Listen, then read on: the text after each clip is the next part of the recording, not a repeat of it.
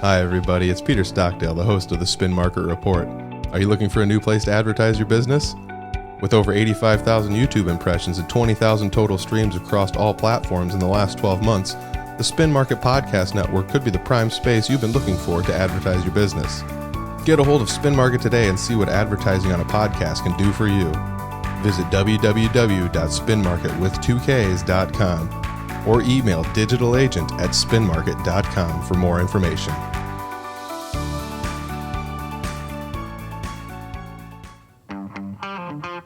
It's the Spin Market Report. Here's your host, Peter Stockdale. Yeah, hey guys, Spin Market Report. We're back with another episode. We're sitting down with Janet Hubbell, Phil Gunderson, Gunderson Funeral Home, right? Yes. All right, your last name's Gunderson. I'm one and the same. Okay, so you are part of the Gunderson Funeral Home. My name is on the sign. My father built our funeral home way back. So yes. Nice. So let's start there. Like, what is the history of it? You say your father started it. How long ago was that? My father, back in the day, would have been probably 1965. The funeral home was then built and opened in 1966. He went out, bought the land. If you're familiar with Fort Dodge, Floral Avenue was the city limits at the time. Okay. And there was an old 15th Street bridge that went across, two-lane bridge. He bought the land in the valley from Jim Van Gundy, who was longtime Fort Dodger. It was a meadow, and he built the funeral home and the house that we still live in, and it all started from there. That's awesome. Yeah. I remember even from a young age, when you go down the hill, there's Gunderson Funeral Home. There it is. It's right there. I mean, that would be the way we would take into town. I mean, my family, every Sunday after church, we'd go into town and get some food and, go out to eat and have a good time in Fort Dodge, do some shopping, and always drove right past you guys. And even at that time when the funeral home was built, which was just a meadow at the time, the creek, Soldier Creek that, goes through the woods was rerouted out toward where the nature trail is now. It was a railroad track because it originally came down below our house. So they moved it. I don't think you could do that now. Yeah, I don't know. I was young, so I didn't have much of a say in it. So. Yeah, I was actually just on that trail last year for the first time. It's a nice trail that you guys got out by there. That's really cool. All right, so how about some significant milestones? I mean, you've been there since the 60s, so that's 60 years, right? 60 years.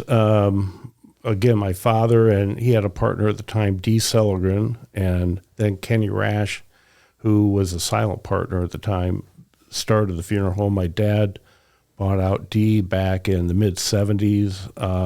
I went to mortuary school in Dallas, Texas, worked in Des Moines for 3 years. We got married. My wife, Keely, and we got married. We came back in 1982, and I think probably the first significant thing was 15th Street used to be Highway 413. It was a two-lane road that went up to the airport and then to Badger, and that was it. And they tore the bridge down. It literally, shut down any access that we had to the city other than the dirt road coming down from the north.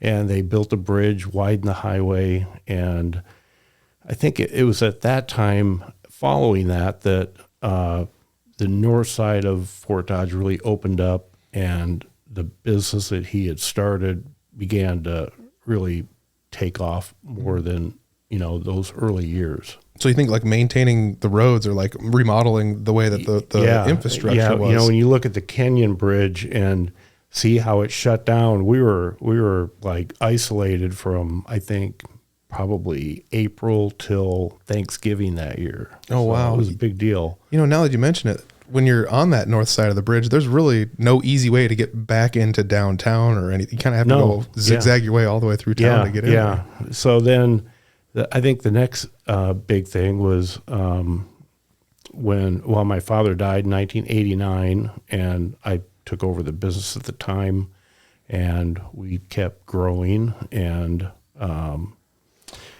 another big milestone, we built a crematory into our business back in the year 2000, and that changed a lot of things at the time. It really, the volume of the services that we did and provided really increased amazingly. That was back when, before cremation was really what it is now. It was maybe probably maybe 15%. Now it's significantly more than that, isn't it, Janet? Yeah, I'd say it's closer to 65% Yeah, now. yeah. Wow, I didn't even think of that. In one way or another. Yeah. That's crazy. Yeah. Wow, yeah. Yeah. That's what I mean. You think about it, 60 years. That's a long time to be doing just about anything, and to see, from a young age all the way through till now, Right. You'd see how things have changed. That's quite a bit of change. I mean, even just the land around there, all the way to the services you guys are offering. So then, our 50th year, my not wanting to have an open house to celebrate our 50th year, I battled everybody there because I contended that nobody wants to come to the open house of a funeral home unless they absolutely have to. And I was one that didn't want to. And so we came up with the idea of donating and planting trees. We've long appreciated PICA and what they do in Fort Dodge, and the middle school had been built. And so we donated 50 trees out on Dodger Drive where the middle school is, and Spent the day yeah, planting trees and then invited the public in. yeah. 2 of them are by the Freedom Rock. Yeah. 48 Okay. in Yeah. front of the middle Yeah. school. Oh, that's cool. But what also happened when you planted those trees there, I think Fort Dodge Ford came in, and so did Dr. Clay Yes. to help finish out the trees. Yes, yeah, and so we're very proud of that, and I didn't have to have an open house.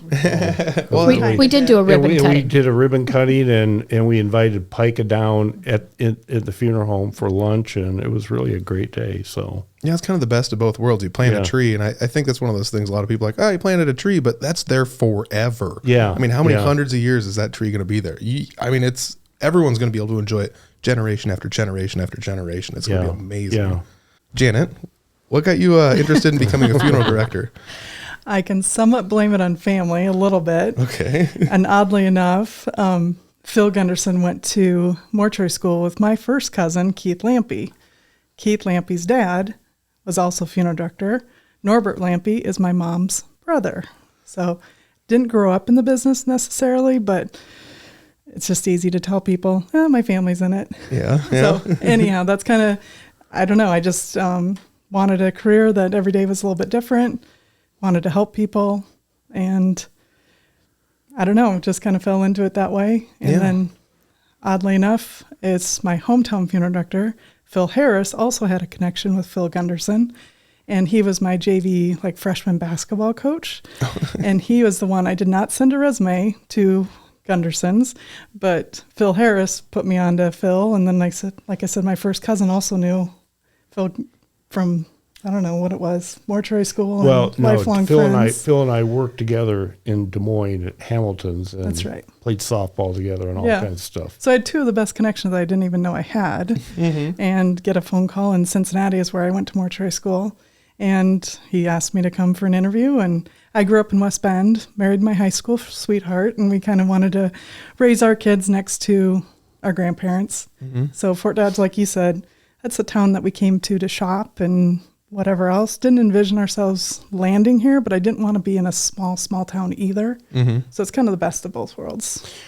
I would just add that Janet is real big into God winks. And so I'll let her tell the rest of the story on when she flew back to interview. Oh, I forgot about that.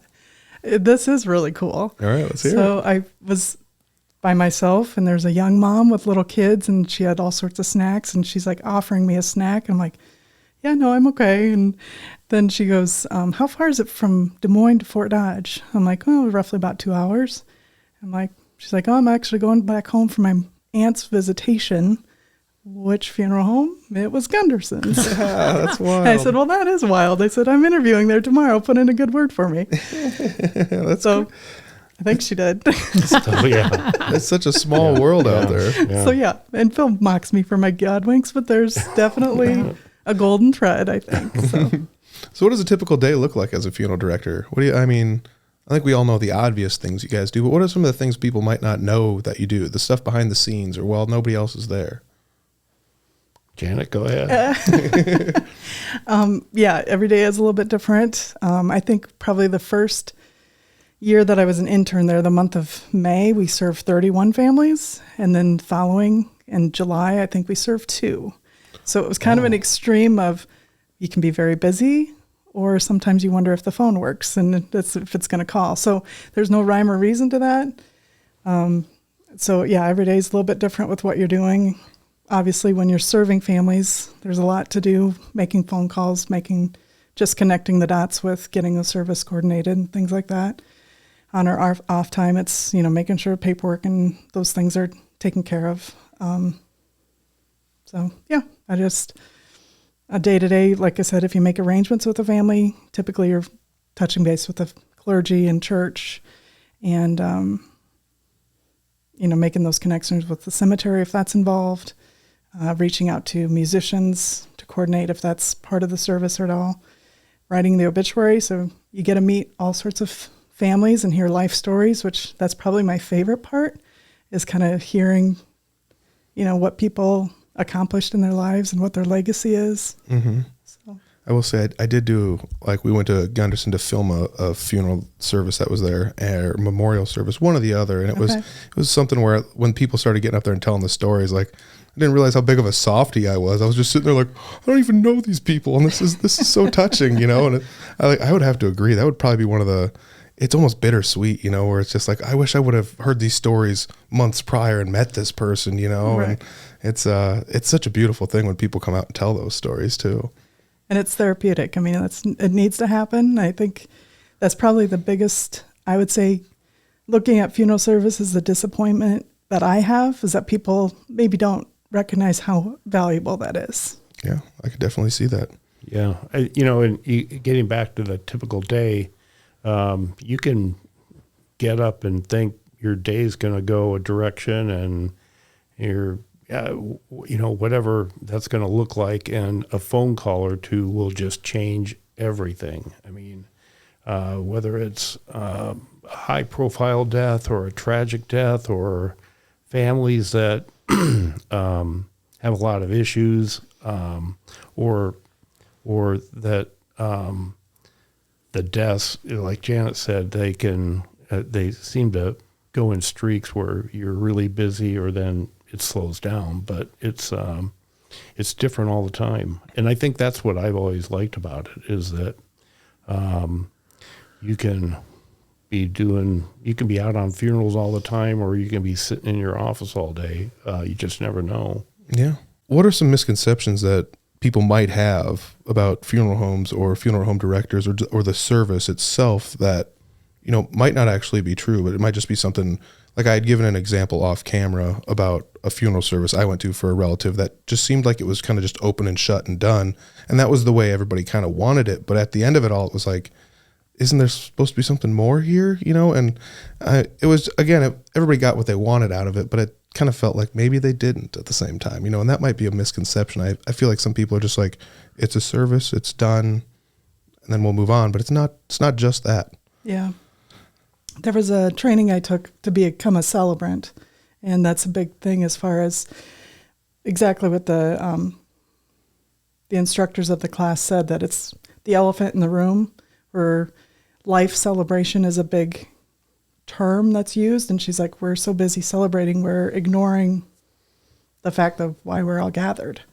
So you can't establish the significance of that death until you have a service. And I think there's certain personalities and time and a place for life celebrations, don't get me wrong. But I think sometimes, like you said, it's kind of, especially more so with cremation, if you don't have that personal viewing, even if it's just private family viewing, those type of things, I think we've become isolated, or what's the term I want to use? Sanitized, maybe. Death used to be in the home. Now it's in a hospital setting, and we don't want to. we think we're protecting ourselves from that, and we're not necessarily. Yeah, kind of just avoiding it instead of actually confronting it. You know? And grief is hard. You got to go through it. You can't go around it. So it's kind of, if you look at the hoarders, TV shows, things like that, it's like at the bottom of this, what is an issue that they didn't work through? And a lot of times it's whether it be a divorce or some sort of grief, death, whatever it might be.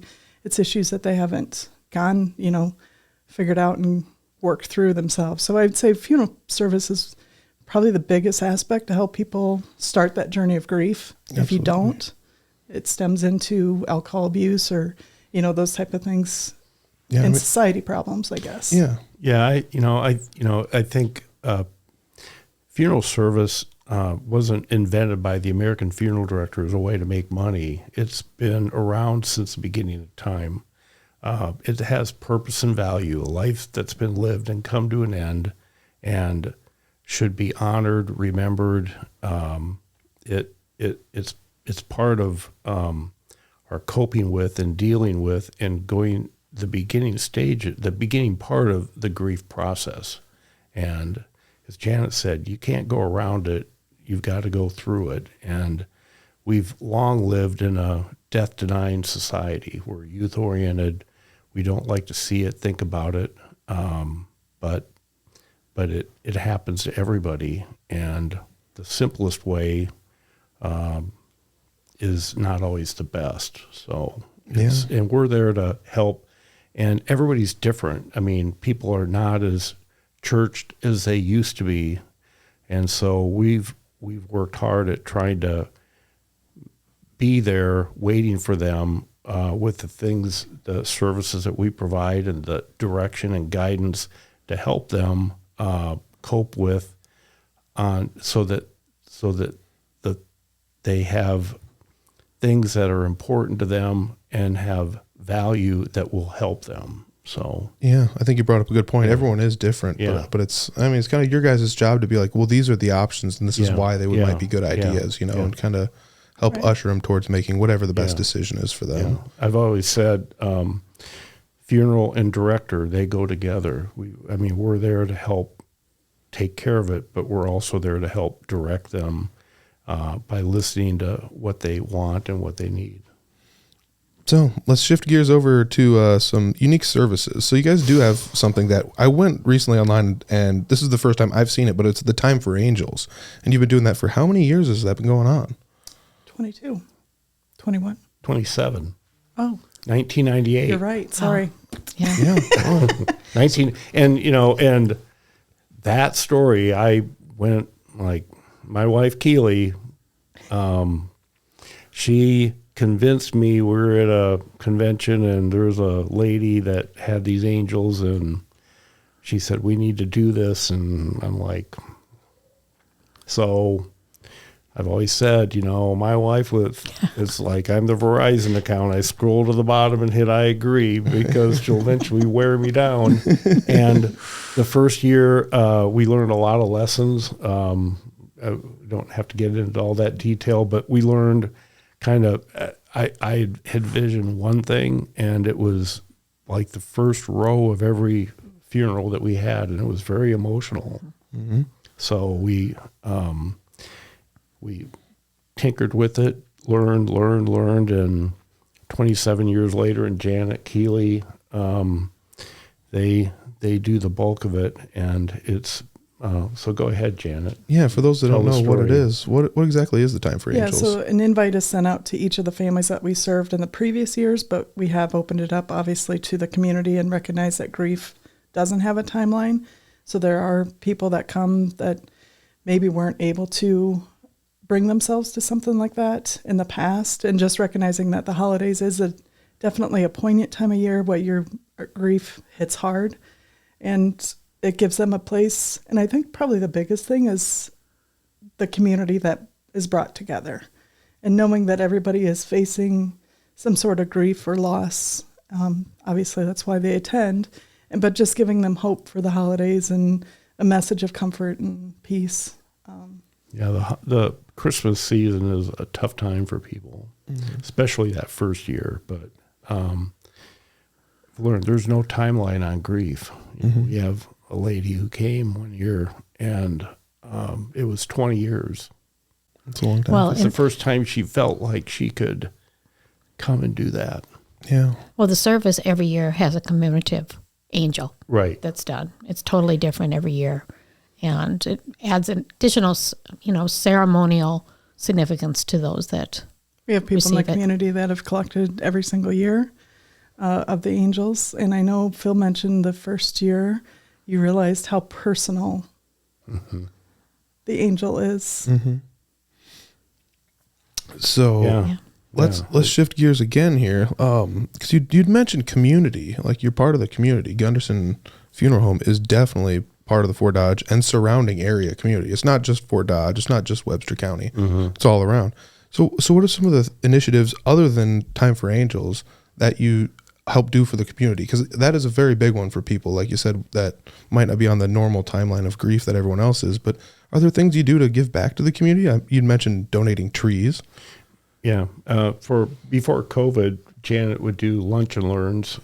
We do a lot of those. Not hardly any of them were funeral related, No, and we they would get weren't. people. They would come. Janet, you tell the story. But lunch and learns, story? and yeah, Well, the lunch and learns were really, every month we came up with something different, totally different. Usually not funeral related, because that was not the idea behind it. It was Phil and Janet's idea was bring them into a funeral setting so they feel more comfortable. Because usually when they come, it's for a funeral. Well, this is something totally different, and get them to feel comfortable is the idea behind it. So we had all kinds of topics. the two biggest were the eclipse. Yes. Which I'll never packed forget the them like- Oreos that you had to Yeah, have. we had Austin Hill from from First Presbyterian. Yeah. First Press. His father was like a NASA engineer, and I can't think of his name from the college, but they talked about the eclipse, and then we had Flag Day. That was another Yeah. big one, but Because there was like 60, 70 people that Yeah, came yeah. to those lunch and learns. yeah, Yeah, it was all educational based. I mean, as far as what our topics were, and yeah, the Patriot Guard was part of that Flag Day, which Yeah.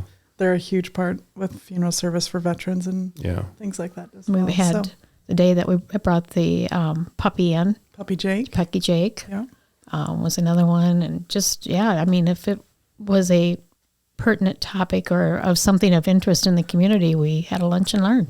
Looking back, it's like, how did we squeeze that in with regular business? Yeah. Because we've considered It restarting wasn't. It wasn't easy. No. It was kind of a little bit of a, but it worked, and it was fun, and we do miss doing that. And we still have people ask, Asking when are you about going to it. start doing lunch and learns? Because we had to stop during COVID.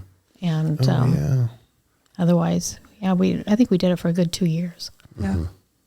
So one thing I'd noticed is, I mean, maybe it was partially from the 2020 pandemic when people couldn't get out, but technology seems to be incorporated into a lot of companies now. And I've noticed a lot of funeral homes, yourself included, are either taking a live streaming or making a recording and uploading funeral services or remembrance services for individuals, or even the Time for Angels that's been uploaded to your YouTube as well, the past maybe 3 or 4 years worth at least. And so, like, how has technology from that aspect, like, changed the way you guys do business? Yeah. I'll just start by saying I defer any of these answers to Janet, because they just tell me, push this, Phil, and stay out of the way. So Well, and I have appreciation for that, because recently our fax machine, we had the old school fax machine, and now we upgraded our phone system. It's like, oh man, I like the old fax machine better. So I do have an appreciation of change of technology and things like that. But no, I think it is a good thing. During COVID, it was a necessity just because people couldn't attend.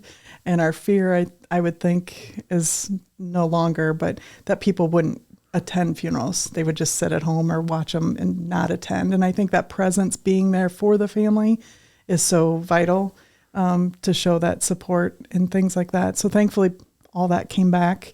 But it has been good because we've had, we're just a more spread out in our society. People live out of state, aren't able to get back for services, or we've had few that they're in the military over in Europe. So, the time change and things like that. So it's kind of nice that it can be recorded and watched later if it doesn't, make sense with their time frame. But we definitely, and of the things that came of COVID, that's probably a positive. Yeah. That it made us stretch and grow as a business to be able to offer more things. You brought up a really good point there where, it's for the people that are unable to attend. It's not so people don't attend because like you said, having somebody there at the funeral, it means more than like if you bumped into them at a grocery store and they said, "Hey, I'm sorry about your loss." It's not like it's not the time or place, and it's not that it doesn't feel good or it's not appreciated, but it just kind of, it's maybe better served at a funeral service, So and that's probably what I would encourage most people to do is go. You don't know how much that means to families. Mm-hmm. Yeah, absolutely. I do think post-COVID, I was really surprised how quickly funeral and memorialization came back once people could, because it shut down. It really limited us for a while, and we're fortunate we live in the state of Iowa because we were back up a lot sooner than a lot of people. But you saw that funerals and people coming to funerals, they need and they want that. So, absolutely. Yeah. Yeah. So what advice would you give somebody that's considering possibly taking up a career as a funeral director? Well, I have that call 515-576-7128. Ask for any one of us. We would love to talk to you. So, it is, we would encourage anybody to at least investigate into funeral service. It's a great career. And there are many opportunities because it's really hard to find people, like in a lot of different areas of work. So please, 515-576-7128. We'd love to talk to you. Go ahead, Janet. I think, like we talked about before, every day is a little bit different. I think it is a challenging career, but it's very rewarding. Everything's a little bit different as far as what it takes for school. It's not quite as extensive as like going to medical or anything else, but so it's a 2-year degree plus then the technical school of mortuary school. Mm-hmm. So it is a career that you can get going relatively quickly through. And it is, I think, personal. You're dealing with people. If you enjoy that, there's being on call, but that's not the only funeral, or that's not the only service, like police, firefighters, nurses, doctors. There's always on-call schedules, so that isn't anything too unique, but that does have its challenges with raising family, those type of things. But finding the right team to work with is definitely a blessing, I guess, in that regard. So, absolutely. So reach out if somebody's interested in this. I feel like that might be one of those things where you might have an idea in your head of being a funeral director or being involved in it, might have this in my mind, but then when you actually go deal with it, you're like, oh, this is completely different. That's where interacting with somebody might be a little bit, beneficial to somebody looking to get into this. I do know a few people that did end up getting into the, one's a funeral director and one is, I don't know what the term is, works at a funeral home, but perfect people for the jobs. And it's like, this is what you guys were made for. And it's really good that they're out there doing that. So it does take a special kind of person to do that. It takes somebody who actually cares and has the soft skills, that are very much needed and appreciated in that line of work. So what are Gunderson Funeral Home's goals for the future? Do you guys have any goals or possibly any changing roles in the community in any way? Well, I mean, a year and a half ago, getting closer to 2 years now, we bought Larson Weishauer Funeral Home in Manson. So for me, that was a big event. And so we have our funeral home crematory here and then Manson as well, and trying to blend that and serve that community, which is a great community. It's been really refreshing to be over there and meet people and get to know them. Technology, and I think adapting to what people want, need, and how best and our staff to have a balance of work and have home life as well. So that's been a big change. And I don't know, Janet, maybe you've got. So I'm not only the funeral director, and we talked a little bit about celebrant, but I'm also the pre-planning consultant. So I visit with folks to get their pre-planning set up. And as we talked about before, death is something that's going to happen to all of us. It's a matter of getting your ducks in a row and kind of your business matters in order. So pre-planning is definitely a conversation, an important conversation to have with your family. And then I kind of assist with visiting with folks as to what their wishes are, and if it makes sense for them financially to go ahead and pre-fund that with a company called Homesteaders Life. So I have my insurance license as well as my funeral director's license to assist with that. That's nice. Yeah. So, Yeah. Janet wears a lot of hats. I was going to say, yeah. Funeral director, she's a certified celebrant, pre-need. I'm truly blessed to have the people that I get to work with every day. Kevin Rogers been with us since 1990, and Dallas Wall 1998. Janet came, 2002. and then my son Rob has been back, and he mainly looks after Manson as well. And then we have Alyssa Piper, who came from Minnesota, who's a funeral director intern right now, so she's well on her way to becoming licensed as well, plus all of our associate staff, Keely, and so we have great people, and they all are very dedicated to helping the families that call upon us. So I think that speaks volumes when you have a staff that's been on staff for that many years. Yeah. Yeah, I mean, there's people that have been working there longer than I've been able to have a job. So I know. So I've been there 22 years, but Kevin's 30. Yeah, Kevin, long time. 37. Kevin, back to funeral directors. My father and myself, we have a lot of funeral directors out there that we helped get started. Kevin came to us from Marshalltown as a student, then he went back and came back when my father died, and he and I worked together, from the very beginning, and it's grown a lot since then. So it's really hard great to believe. I didn't have a whole lot of questions in here about marketing, which is kind of the point of this podcast. I just wanted to get you guys in here and kind of tell your story, though. But I do have a question that we are going to switch gears just a little bit. It's the last question I have. I ask everyone the same question.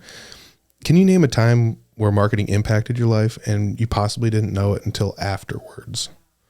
The only example I can come up with was Cincinnati KR. What was the radio? WKRP in Cincinnati. Funeral service is definitely something that you have to be cautious with, or you'll end up like that, throwing a turkey from the turkey job. Oh man. They had a funeral jingle or something there too, but we did a pie before you die. Oh, that was good. Which is pizza and a pre-planning. It was just kind of a fun little spoof. But I think if you know Phil Gunderson enough, you got to have a sense of humor. Well, we got international recognition on that one. Cheryl and I went to a National Funeral Directors Convention. It was ICCFA, which is International Cemetery Cremation, whatever their acronym is. Mm-hmm. So anyhow, but that's the only examples I can come up with is funeral services. It's service, but it is a unique marketing. So. Yeah, I mean. Well, there's still marketing in it, because you need to. The marketing is in a different way. It's more of a case of making sure that you get that correct information out to all the people that want to know about the funeral and what's going on, as well as, the services that you provide internally, and to make them feel more comfortable. Right. So it's a lot of compassion. It's a lot of relationships and education. Mm-hmm. Well, I think McDonald's did it, or it's genius, because I know what's in a Big Mac. I can. You're gonna sing the jingle for us? I can sing the jingle. I can't sing it well, but I know what's in a Big Mac, and they did very well at that. Yeah. It's funny. I think you're the second person to bring up a McDonald's jingle as something that they did, marketing that worked well on them, and they didn't really realize it. And I guess I didn't even really realize it. Just discussing with you guys and your backgrounds, your history, how you got to where you're at, where Gunderson Funeral Home started, where it's at today, the new services you guys offer. Like, I guess I didn't really even realize we were kind of doing marketing here, because I didn't know a lot of the stuff that you guys did until I started working here, where you guys are a client of ours. And it was one of those things, I didn't know about Time for Angels until somebody was taking photos of the angels and they were doing the marketing posts for it. And I was like, oh, this is really cool. I didn't know about this, So there are services that you guys do have that, like you said, marketing them is not, it's difficult. You have to do it in a certain way in order to come across the right way, and it was such a great deal having this to be able to sit down and talk with you, how things have changed, the stats that you guys brought up and things like that. It was honestly very eye-opening, and it's obvious that you people care about what you do, and that's why you guys have been doing this for so long. And that's one thing I want to say, like, maybe for me, that's what I took out of this podcast, and it was very enlightening for me, and I appreciate that. I think in general, funeral directors don't take themselves all that seriously, but they take what they do very seriously. And you'd be surprised how many very entertainingly fun people funeral directors all around are. So, well, that's what I got for you guys today. Okay. I just want to say thank you guys very much for taking time out of your day. Yeah, thank you. I know you guys are it's busy. It's a busy industry. It's a busy job. You guys couldn't have had better people for the job either than you two. So I thank you guys very much for taking time out of your day and sitting down with us. Well, Appreciate your having us. Yeah, absolutely. This podcast is produced by Spin Market and Digital. Located in Fort Dodge, Iowa, Spin Market's highly skilled team can help you increase your market by updating your website, improving SEO, designing advertisements, and producing podcasts that will grab the attention of your market. Contact Spin Market today for all your digital marketing needs at digitalagent@spinmarket.com or call us at 515-302-8026. And to learn more, visit our website at www.spinmarket.com. That's digitalagent@spinmarket.com or 515-302-8026. Or visit our website at www.spinmarket.com.